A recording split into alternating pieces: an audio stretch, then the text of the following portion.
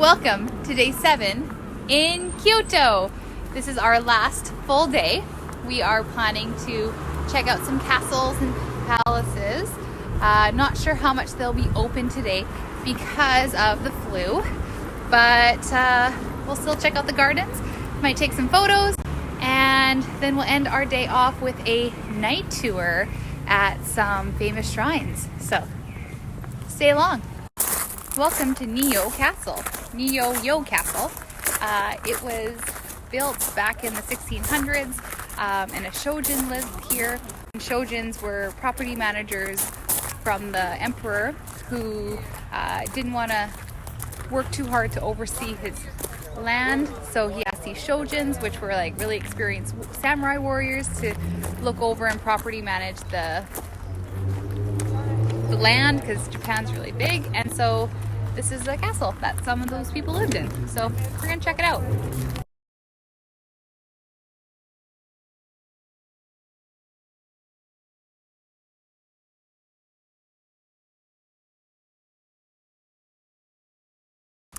Inside Nijo Castle is the Nijo Palace, and this is it here.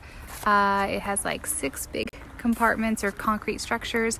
Inside are some really nice halls for entertaining, where the residents were of the samurais or the Shojins that overlooked the land.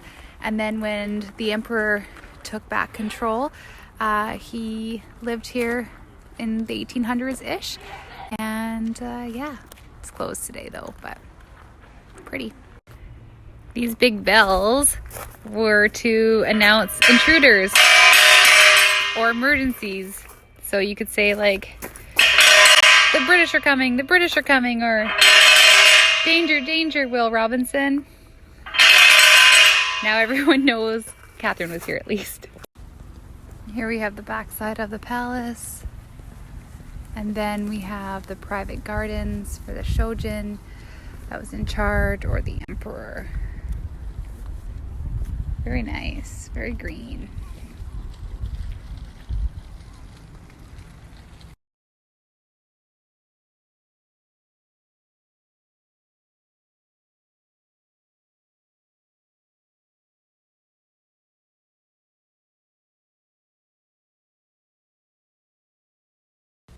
Alright, so we are walking past this Nijo Palace.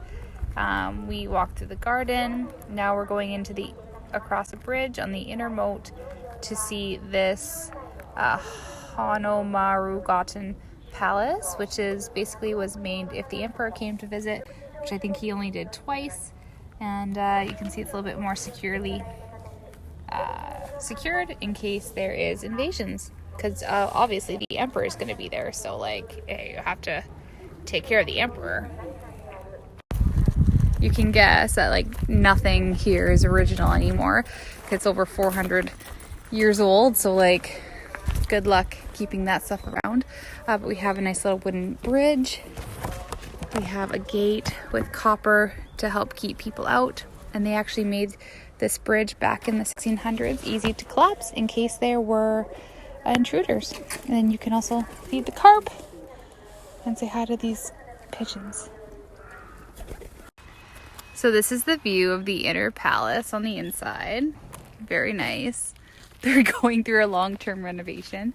But one other thing I found interesting was, is there still an emperor today? And yes, Japan does have an emperor, and they just changed over to its successor in 2019. So there's a young guy in the house now.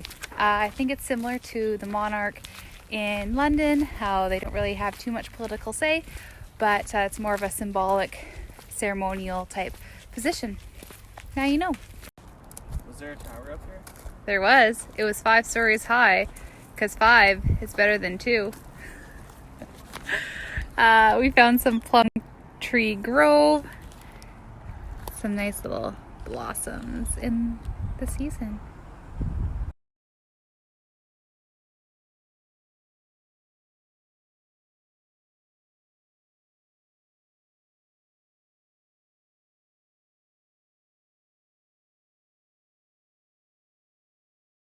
All right, we have a make your own matcha experience with some little treats. So we put the matcha in the cup, add the water, then we take this little prop and we mix it all in and enjoy. And we have this beautiful view to accompany us.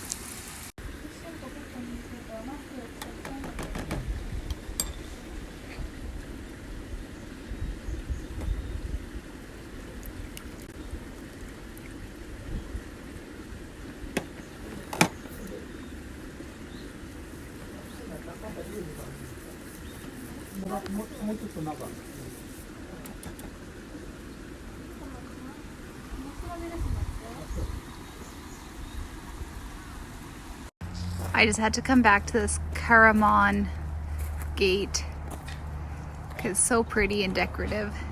You can see there's little animals engraved up there. There's a lion somewhere. This is all supposed to be protecting the palace and also being very decorative. There's the lion or tiger. All very decorative to welcome important people. I know I do. Look at this model. No photos, no photos. So Brenda and I just met up with a couch surfer who's just taking some photos to build her portfolio here in Kyoto. And we were able to do some really sweet baby photos. So we will post those and share those with you all when they're ready. But I'm looking forward to them. Such a neat experience, hey? Yeah, how was my hair? It was better. Enjoying our lunch now with this perfect view. I would say it's like a mystery lunch because there was no English menu and I just pointed to something that looked good. But we have the Imperial Palace, we have some gardens, and a nice little path.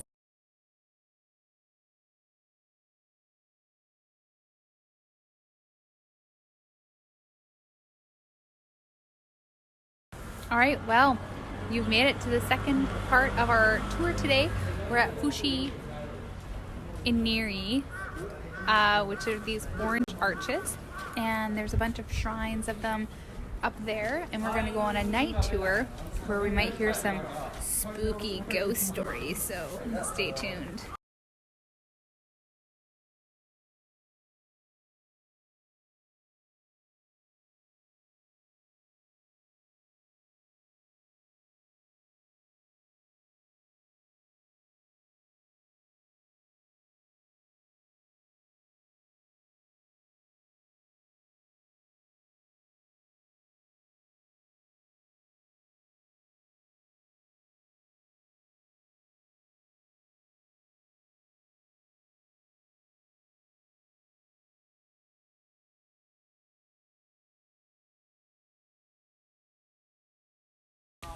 All right, finished our walking tour. Came back to the temple because I just wanted to show you some stuff. So this is a little kind of entertainment stage theater. So people who are worshiping the kamis, the Shinto gods, would perform here, and they would perform towards the temple or the shrine where the kamis, where you would worship.